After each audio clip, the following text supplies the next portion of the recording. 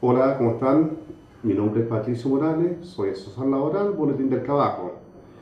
En esta ocasión quiero conversar con ustedes un tema importante, que es la desvinculación de los trabajadores. La desvinculación desde el punto de vista del artículo 159, que son las causales naturales del término del contrato, pero que sin prejuicio sean las causales naturales, deben ser bien aplicadas y tienen que cumplir ciertas solemnidades. Es decir, por ejemplo, tenemos en el 159, número 1, la renuncia del trabajador.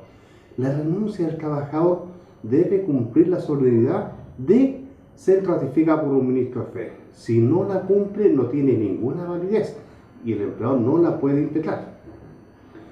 El número 2, el mutuo acuerdo de las partes.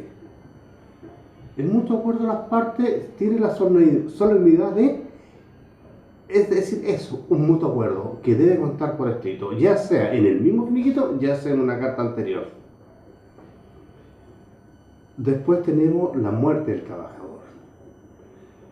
La muerte del trabajador produce la causal de término contrato porque falta una de las partes del contrato. Pero hay que tener cuidado en este caso al pagar los haberes pendientes, las renovaciones pendientes o feriados legales pendientes, en el momento de pagárselo, ¿a quién se la va a pagar? Porque lo estipula el artículo 60 del Código del Trabajo. Primero se le paga a la persona que se hizo cargo de los funerales, si lo hubiese. Porque lógicamente las funerarias cobran, la AFP son montos. Pero enseguida se paga a la cónyuge, a los hijos o a los padres. Una falta de otro en ese orden. Pero para realizar dicho pago debe ser respaldado por el certificado civil respectivo que acredite el parentesco. No por el conocimiento que ustedes conocen al trabajador y conocen a la señora muchos años, por eso se lo pagamos abiertamente. No, porque perfectamente podrían no estar casados y podría en un momento dado aparecer la cónyuge legal y tendrían que pagar nuevamente. Entonces siempre deben respaldarse y acreditarlo con el certificado respectivo. En el número 4 tenemos el contrato a plazo fijo. Es muy importante que nosotros comuniquemos al trabajador el término del contrato a plazo fijo. Y debemos comunicar a sí mismo, subiendo a la página de la Dirección del Trabajo, el término. Y para eso tenemos 3 días hábiles. No es que se dé por enterado porque venció el contrato, no le vamos a comunicar. No, la ley exige, lo que está dispuesto en el artículo 162 del Código del Trabajo, exige la comunicación por escrita al trabajador y la constancia de la inspección del trabajo. Y para eso son 3 días hábiles. Debemos tener presente que en un contrato a plazo fijo, a la fecha de vencimiento, el trabajador continúa prestando servicio. Al día siguiente, ese contrato pasa a ser de carácter indefinido. Por otro lado, tenemos que un contrato a plazo fijo se puede renovar una sola vez. La segunda renovación pasaría a ser indefinido. Entonces tenemos que tener bien presente eso al momento de finiquitar, al momento de provocar el término del contrato. Sabemos que una sola renovación, la segunda renovación pasó en indefinido, que el contrato a plazo fijo no puede superar el año, salvo para profesionales o técnicos que puede ser hasta 2 años. Pero debemos observar los plazos. Debemos observar los plazos. Si bien no podemos tener una segunda renovación y nosotros queremos continuar con los servicios del trabajador, podemos finiquitar y recontratar nuevamente. Y para eso no se requiere espacio de tiempo. Desvincular al trabajador y recontratarlo al día siguiente, porque me cambiaron las condiciones del trabajo y lo necesito. Pero el caso importante que también es el artículo 159, número 5. el artículo 159, número 5, que es el contrato por hora de faena. Para que no tener problema ante el término y que quede clarísimo su finalización, el contrato debe ser clarísimo hasta qué parte de la faena va a prestar su servicio al trabajador.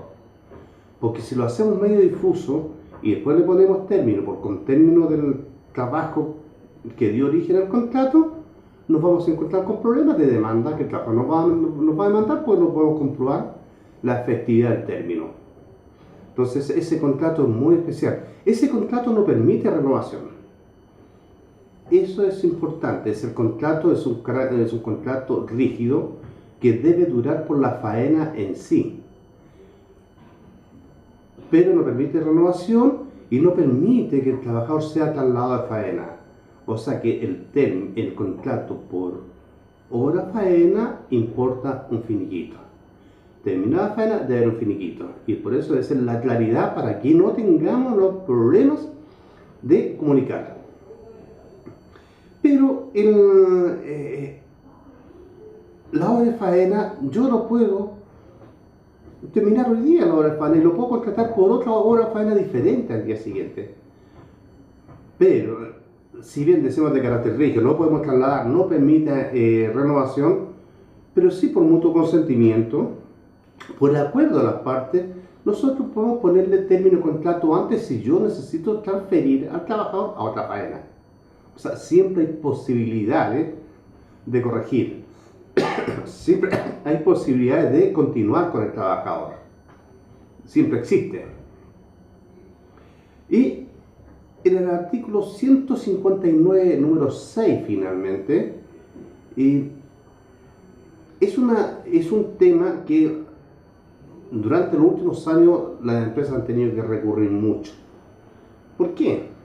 Porque es caso fortuito, fuerza mayor. Pero aquí se puede aplicar caso fortuito, fuerza mayor, tiene que ser un evento imprevisto, que no podamos predecir, que sea insuperable y que no haya sido provocado por personas, por terceras personas.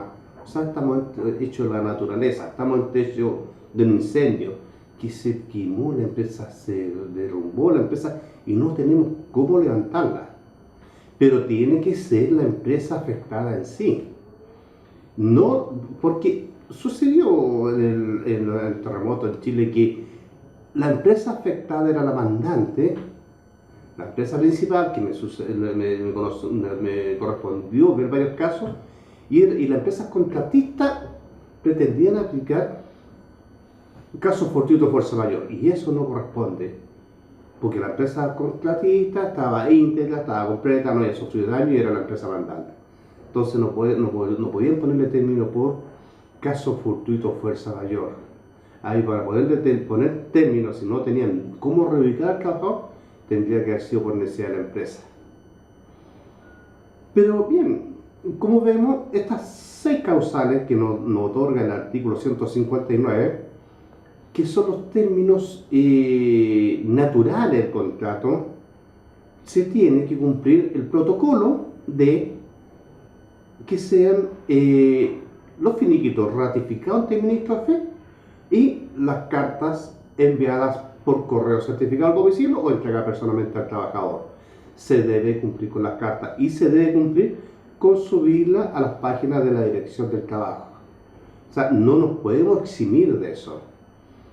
Ahora, hay una creencia, y que está directamente relacionado con este artículo 159, número 4, que dicen que la finiquito, que por menos de, o sea, un finiquito por, que no debe haber un finiquito, perdón, no debe haber un finiquito por contrato por menos de 30 días.